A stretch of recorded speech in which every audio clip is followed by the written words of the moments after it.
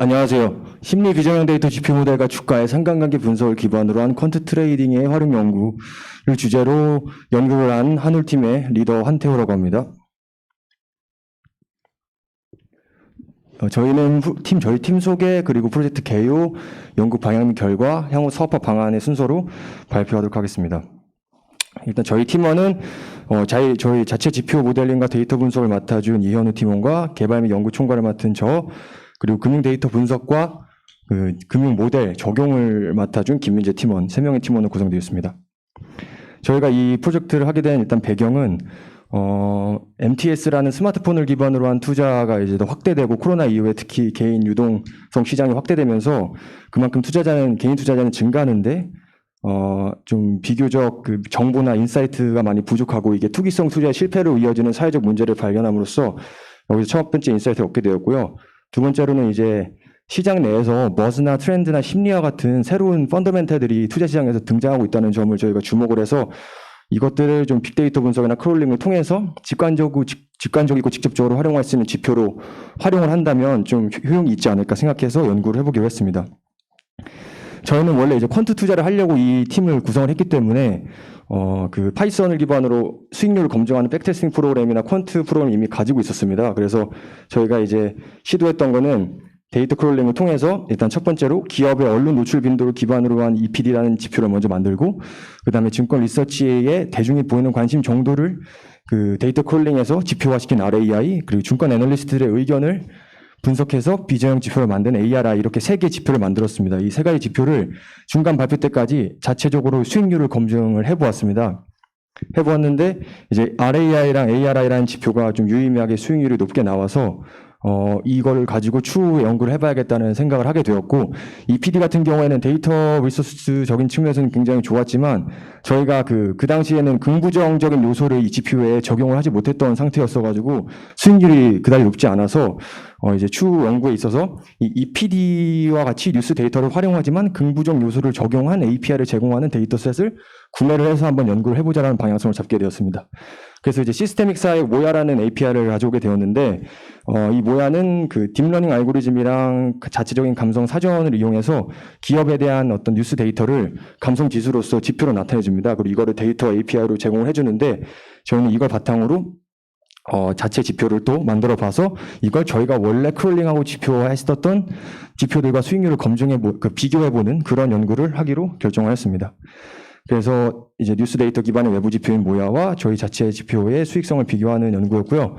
연구 방식 같은 경우에는 이제 6월 1일부터 6월 30일 한 달 동안 그 매 날짜에 모야 지표와 저희 지표를 분석을 한 다음에 그걸 통해서 긍정적인 시그널을 보냈던 기업들을 가지고 상위 포트폴리오를 구성을 해서요. 그 포트폴리오를 구성으로 이제 2달 동안 백테스팅 수익률을 기록을 하고 그걸 검증해서 그거를 분석해서 비교하는 작업을 하기로 했고 또 이제 백테스팅이나 주식 매매에서 중요한 게 기술적 매매라고 해가지고 단순히 바이 앤 홀드를 하는 게 아니라 이제 여러 가지 기술적인 그런 방법을 적용시킬 수 있는데 저희는 바이 앤 홀드와 골든 크로스랑 데드 크로스라는 그 방법을 적용한 기술적 매매 2가지 수익률을 기록해서 비교해 보기로 했습니다. 네.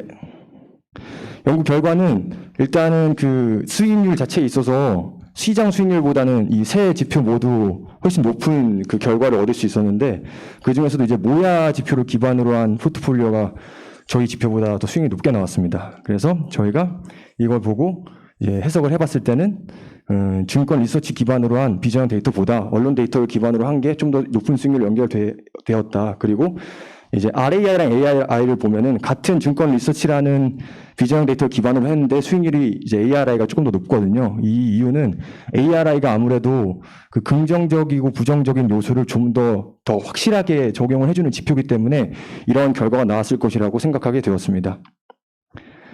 네, 그리고 저희는 이런 연구 결과를 바탕으로 추가로 가설도 한번 세워봤습니다.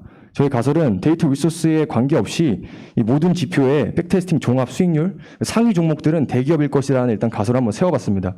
그래서 이거를 앞서 산출했던 결과를 바탕으로 수익률 중에서 상위 3개 종목들을 다 이제 추려본 다음에 그 평균을 내서 대기업, 중견기업, 중소기업 중에 과연 얼마나 각 지표는 포함을 시키고 있는가 이걸 좀 비교를 해보고 싶었습니다. 그래서 비교를 해봤고요. 모야 감성지수 같은 경우에는 중견기업과 중소기업이 약 93.94%였고 저희 지표 같은 경우에는 대기업이 훨씬 더 많았습니다. 그래서 저는 이걸 바탕으로 저희 자체 지표인데 일단 수익률 면에 있어서 모야가 훨씬 높았기 때문에 저희는 이제 저희 지표로 구성한 포트폴리오 내에서 좀 기업의 다양성을 좀 더 추구해야 될 필요가 있을 것 같다. 수익률 높이기 위해서. 왜냐면 일단 그 저희 지표들의 특성이 좀 대기업이 많이 나올 수밖에 없는 그런 구조적 한계를 가지고 있다고 저희가 생각을 했거든요. 네, 그래서 그런 포인트를 여기서 이제 잡을 수 있었고요. 세 번째 연구로는 저희가 이제 교수님들한테 중간 발표 피드백을 받았을 때 단순한 수익률 개념이 아니라 리스크 대비 수익률에 대한 개념을 좀 가져와야 될 것 같다라는 얘기를 들었습니다. 근데 저희는 사실 해외 주식 정보 사이트들과 다르게 국내 주식 정보 사이트에는 리스크에 대한 지표가 단 하나도 안 나와 있거든요. 거의. 저희도 사실 그걸 생각을 딱히 못 했었는데 이제 김민재 팀원과 같이 베타랑 시그마랑 샤프 지수로 한번 각 포트폴리오 그 데이터가 있으니까 한번 각 포트폴리오의 리스크 그리고 리스크 대비 수익률을 비교 분석 한번 해보자라는 연구를 추가적으로 진행하게 되었습니다. 마르코비츠 MPT 이론을 적용해서 네, 분석해 보았고요. 분석해본 결과 앞서 말했던 그 모야의 경우가 이제 리턴도 제일 높고 안정성도 제일 높은 거로 나오긴 했는데 저희가 이제 봤을 때는 저희 자체적인 지표로 포트폴리오를 구성했던 경우도 꽤 유의미하게 높은 안정성과 높은 수익률을 보였습니다. 특히 ARI를 기반으로 한 지표 같은 경우에는 이제 모야랑 비교했을 때 수익률은 좀 낮지만 조금 더 안정적인 포트폴리오를 구성한다라는 그 결과를 얻을 수 있어서 되게 유의미했었고요. 저희는 이런 연구 결과들을 통해서 이제 저희가 개발한 비전형 데이터와 백테스팅 프로그램과 이 포트폴리오 옵티마이제이션을 결합해서 비즈니스 모델을 만드는 거에 대한 이제 아이디어를 좀 얻게 되는 그런 연구였던 것 같습니다. 네.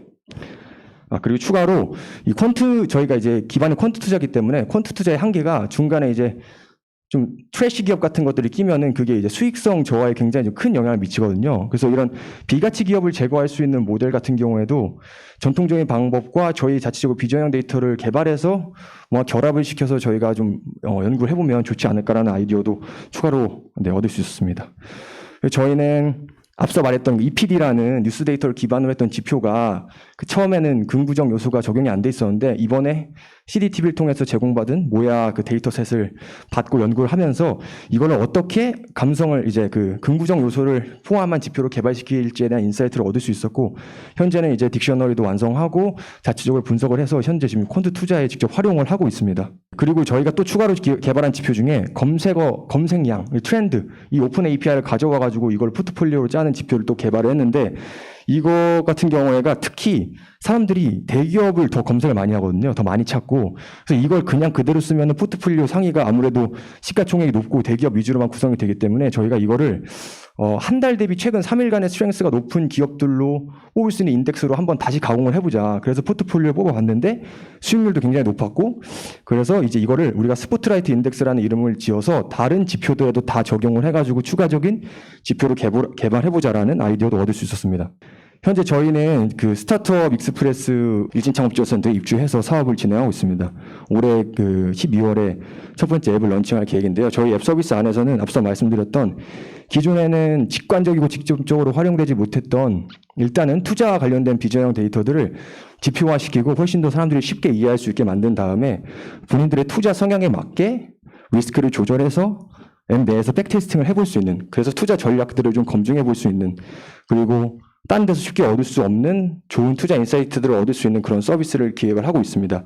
그래서 이런 아이디어들을 가지고 제가 또 고민을 해보다 보니까 이 아이디어는 궁극적으로는 이제 자체 펀드나 ETF로 활용할 가능성이 높을 것 같다라는 저희 자체 의견과 이제 외부 멘토분들의 의견이 있어서 저희는 그런 방향성으로 앞으로 계속해서 사업을 진행해 나갈 것 같고요. 네, 이런 사실은 아이디어를 다 얻게 되는데 CDTV에서 제공해 주신 그런 데이터셋과 어떤 이런 자원들이 굉장히 큰 도움이 되어서 감사드린다는 말씀 드리고 싶고 발표 여기까지 마치도록 하겠습니다. 네, 감사합니다.